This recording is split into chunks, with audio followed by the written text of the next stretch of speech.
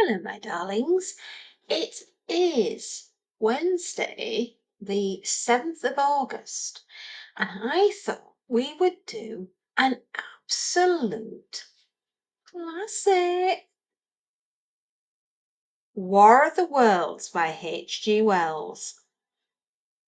This, you must have read it. Every kid in Britain must have read this at some point in their lives. If you haven't seen if you haven't read the book, you must have seen the Tom Cruise film. Jeff Wayne's War of the Worlds. You know, I believe I have this to hand. Just so thought. War of the Worlds. Yeah, my husband, oh God bless my husband, bought this for me. And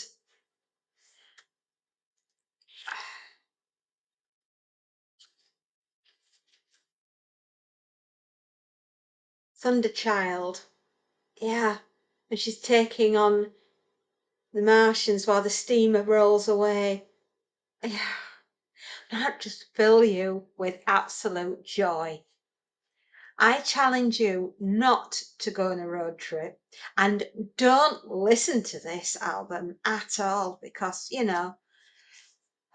who goes on a road trip and listens to Jeff Wayne's War of the Worlds? Yeah, I don't, she says, lying through her teeth. Of course I do. It's not a summer holiday.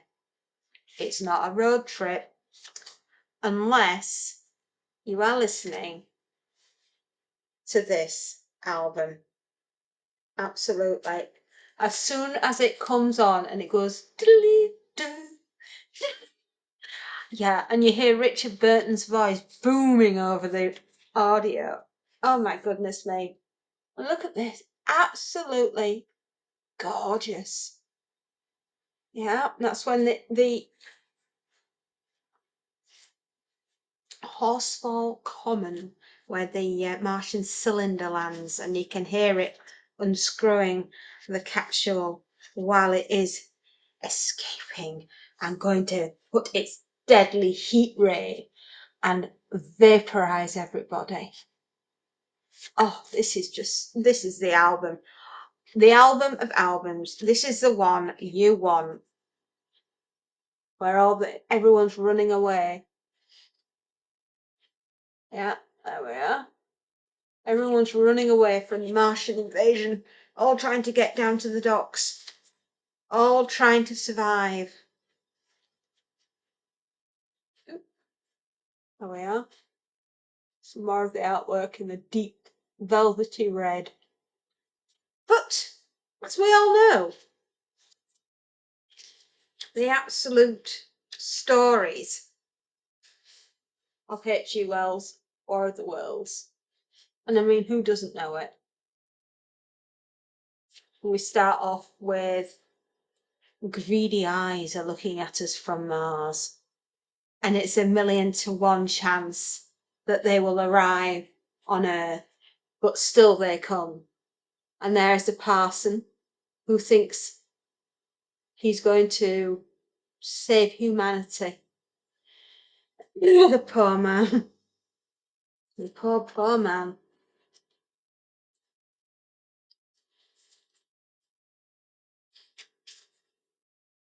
And the world underneath, when he meets the soldier who's been digging out underneath and says everyone has to go underground in case they decide to come and attack us again. And bless him. The work of 15 days. In a brave new world with a handful of men, we'll start all over again. And then the demise of the Martians. What do you think killed them? Bacteria. The smallest thing in the universe. Bacteria is what killed them.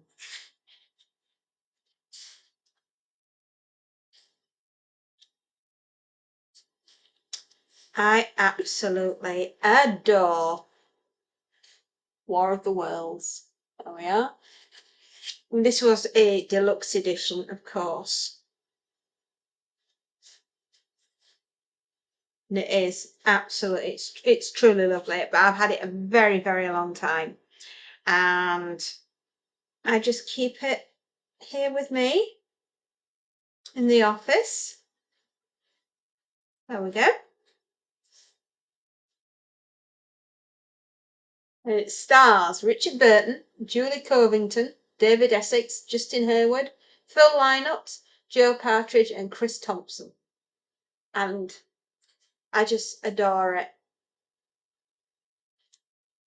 Absolutely adore it. But getting back to the book, we love H.G. Wells, don't we? The man is a genius. Was he a time traveller? Did he actually build the time machine? Do we have Morlocks and Malukas to look forward to in the future? Or are we literally going to be fighting with the Martians that will be coming from Mars? 1,000,000 to 1 chance, they say, but still they come.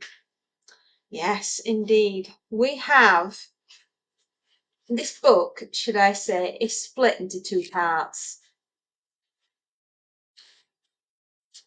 Book 1 is the coming of the Martians. And book 2 is Earth under the Martians. And we have the eve of war, where they are launching from Mars and they're heading straight for us, and we don't think anything of it. 1,000,000 to 1 chance, they're never going to get here. Yeah, Horsell Common. 1 lands. The cylinder unscrews itself and its deadly heat ray comes out. And the heat ray on Cobham Road, where everybody's running for it and they're all trying to get to London. And how the journalist, you never know his name. Richard Burton, I mean, wowee, what a choice. What a voice. It's iconic, right? You cannot think of War of the Worlds without thinking of Richard Burton being the journalist. Yeah, and how he gets home and he's trying to meet up with the love of his life. Excuse me. How we're trying to find her, and he looks straight into the eyes of her as she's on the steamer, and she's trying desperately to get back to him. She's on there with her father, and he's absolutely crushed inside, is the journalist. And as much as he wants to be with her, he's relieved that she's got away, that her father has got her onto the steamer and has got her out of London. But as the steamer's pulling away, one of the Martians on one of the tripods, it comes walking over and crashing through London, and it's heading for the steamer, and Thunderchild sees this and charges out and takes this Martian on, and it hits it, and as it's hit and it's sinking and it's dying, and everyone's screaming, "Oh no, we're done for, there's no more Thunderchild." The steamer that carries on gets out of the way, and he knows that she is safe. And can you imagine the raw emotion of this novel, and knowing that she's got away and no one else can escape, and they're all at the mercy of the Martians, and the Martians have taken over and they're going to crush humanity? Or are they? I know. Thunderchild, your death was not in vain. Days of imprisonment, the death of the curate. Well, we all know what happens to the curate, or Phil Lynott. Brilliantly played by Phil Lynott. Honestly, what a guy. What a voice. he's iconic as well. Yeah, he's amazing. Anyway, and the curator goes out and he's like, "Be gone, demons, be gone!" And unfortunately, he is slain by the Martians. And then we have nothing but stillness and the most beautiful musical score ever going through describing the stillness. And then it's the work of 15 days where he meets up with the soldier that he saw when they were raw, basically when the war was happening with Thunderchild and all around that point when the steamer was escaping. Oh my goodness me, wow. And he meets up with him again and he basically says, with a handful of men, we can start all over again. And we're all going to be living in underground and we're going to have streets and cities and electricity and everything that we ever had above ground, but below ground, so the Martians can't find us. And I can understand that the poor man must have just snapped inside. Or had he? Perhaps he was a visionary and he was seeing that we perhaps could start all over again and we could create a new world for ourselves away from the glare and the greedy eyes of the Martians. And then we look at dead London, and that's what it is. London has been destroyed by the Martians. There's nothing left. It's ragged ruins, dead bodies everywhere. And the journalist is going through and finding what's left. And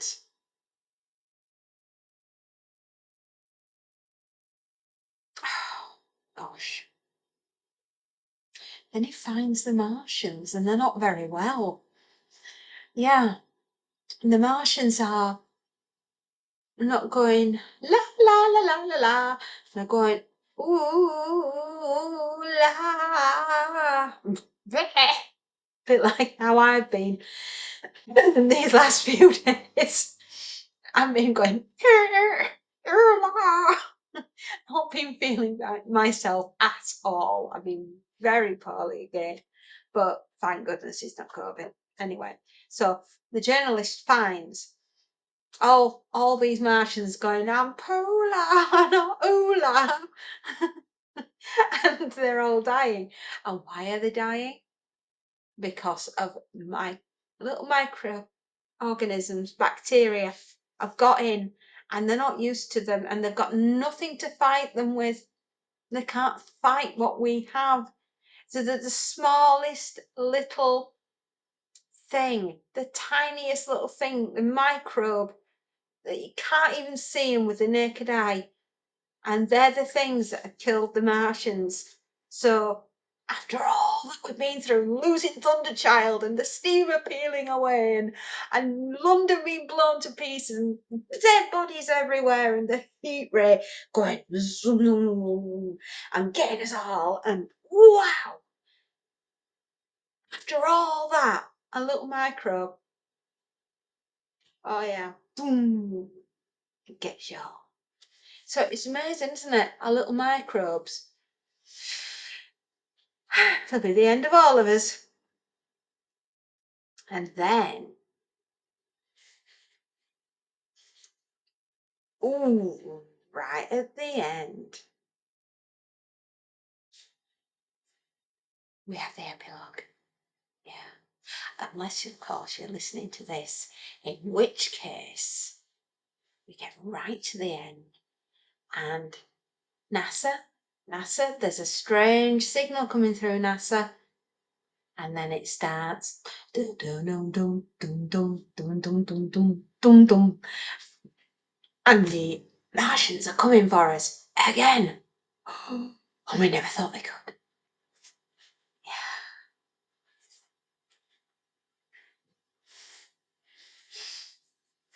Yeah. The last part. I go to London and see the busy multitudes in Fleet Street and the Strand, and it comes across my mind that they are but ghosts of the past, haunting the streets that I have seen silent and wretched, going to and fro, phantasms in a dead city, the mockery of life in a galvanized body. A strange, too, it is to stand on Primrose Hill, as I did the day before, writing this last chapter, to see the great province of houses, dim and blue through the haze of the smoke and mist, vanishing at last into the vague lower sky, to see the people walking to and fro among the flower beds on the hill, to see the sightseers about the Martian machine that stands there. It's still, to hear the tumult of playing children, and to recall the time when I saw it all bright and clear-cut, hard and silent, under the dawn of that last great day. And strangest of all is it to hold my wife's hand again, and to think that I have counted her, and that she has counted me among the dead. Wow! What a powerful, powerful novel. And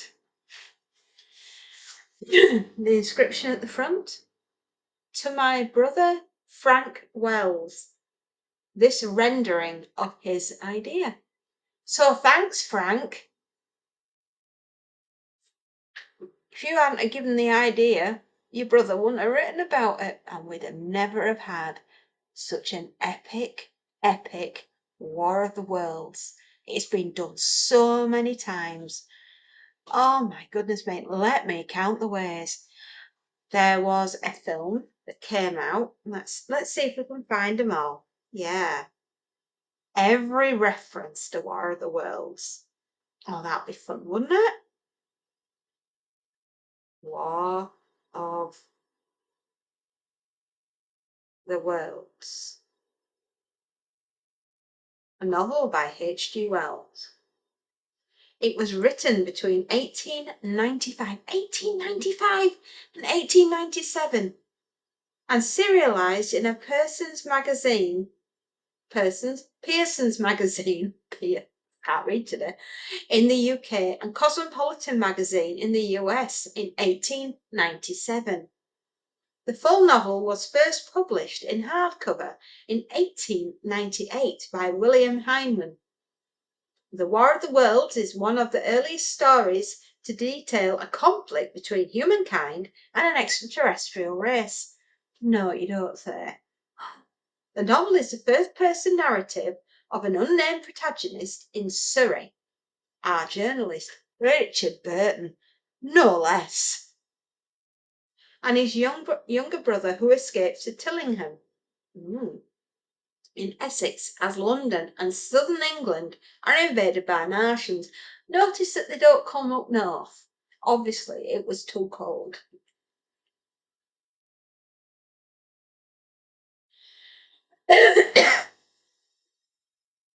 The plot is similar to other works of invasion literature from the same period and has been variously interpreted as a commentary on the theory of evolution, imperialism, and the Victorian era.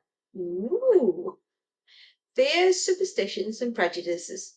Wells later noted that inspiration for the plot was a catastrophic effect of the European colonisation on the Aboriginal Tasmanians. Oh, there you go. This is all from Wikipedia, by the way, not me. Some historians have argued that Wells wrote the book to encourage his readership to question the morality of imperialism. At the time of publication, it was classified as a scientific romance, like Wells's earlier novel, The Time Machine. The War of the Worlds has never been out of print. I am not surprised. It is a classic. It is history in the making, and everybody should read it. And if you haven't got a copy of it at home, you should have, because it's important. It's one of those books.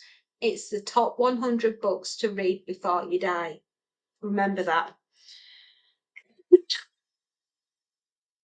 It was dramatised in 1938 as a radio programme starring Orson Welles. And we all know who Orson Welles is. Let's see. Adaptations. As of 2024, The War of the Worlds has inspired 7 films. Good grief, it's been made 7 times, as well as various radio dramas, comics, video games, television series, and sequels, or parallel stories by other authors. Most are set in different locations or eras to the original novel. Among the adaptations is the 1938 radio broadcast, the one with Orson Welles. The first 2/3 of the 60-minute broadcast were presented as a series of news bulletins, often described as having led to outrage and panic by listeners who believed the events described in the programme to be real. Well, I suppose if you weren't expecting it to be on the radio, it would seem a little bit realistic, wouldn't it? Later critics pointed out that the supposed panic was exaggerated by newspapers of the time, seeking to discredit radio as a source of news and information, or exploit racial stereotypes. The first film adaptation, The War of the Worlds, produced in 1953 by George Pal, directed by Byron Haskin, starring Gene Barry. In 2005, Steven Spielberg had a go, starring Tom Cruise. In 1978, this one, Jeff Wayne produced a musical album of the story with the voices of Richard Burton and David Essex and Phil Lynott. Why do they always miss him out? I don't know. An immersive experience of The War of the Worlds, set to Jeff Wayne's score, opened in London in 2019. I have yet to go and see it, but it is on my bucket list. My husband and I will get tickets. We will go and see it because we both love War of the Worlds. My husband doesn't normally do science fiction, or should I say, he does the classics. He loves Asimov and H.G. Wells. He likes classic science fiction. He doesn't do a lot of the contemporary stuff. And yes, we are going to see that immersive experience because I've heard it is like top draw, the one to go and see. Yeah. So there you go. So quite a few adaptations, plus the BBC not so long back did a version of this. I think it's 2019 it came out. And I don't know, have there been any others that I have not remembered? But, from the Martians looking at us with greedy eyes of we want your planet, to landing on it, to wrecking the place, to destroying Thunderchild and letting everything go to rack and ruin, then they get killed off by a little microorganism. Just goes to show, the smaller you are, the mightier the punch. Absolutely. So if you haven't read this, if you don't have a copy of this in your house, if you're going on a road trip this summer and you haven't got that banging out in your car, what you doing? Get on it. Get this ordered, right? You don't even have to get it on a CD. You can download it, right? War of the Worlds, man. Classic. The classic. The road trip of road trips, right? You ain't gonna listen to anything else on another road trip. From start to finish, you'll be going OOlar all the way home. Promise you. This classic, you can get it in audio, you can get it on a film, you can get it in the book form, you can get it in a radio play, you can get it as a TV miniseries drama. It's there. Enjoy. It's who we are. It's history, right? You're gonna love it. If you've not had a chance to ever appreciate H.G. Wells, now's your time. Get it done. Right, my darlings. And on that note, I will see you later on. Hopefully I've got news soon about where my darling daughter is, which country she's flying over next. It's all exciting, isn't it? I'm looking forward to picking her up tomorrow.